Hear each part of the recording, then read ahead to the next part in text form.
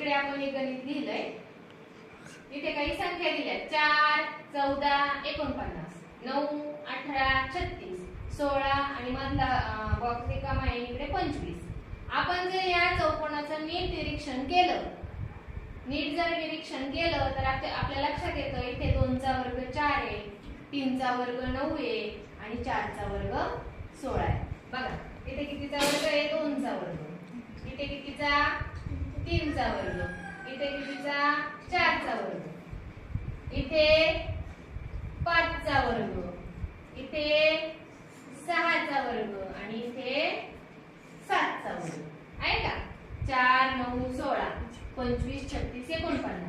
14 आणि 18 वर्ग आहेत का? 14 आणि 18 हे वर्ग नाहीत, बरोबर ना?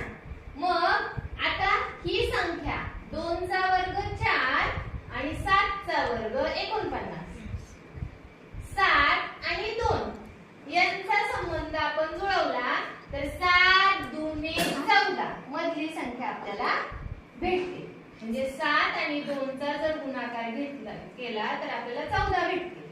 तसंच 3 आणि 6 या दोघांचा गुणाकार केला 3 गुणिले 6, 3 स 18 मधली संख्या आपल्याला भेटते. म्हणून तिसऱ्या कॉलम मध्ये सुद्धा तसंच करायचं.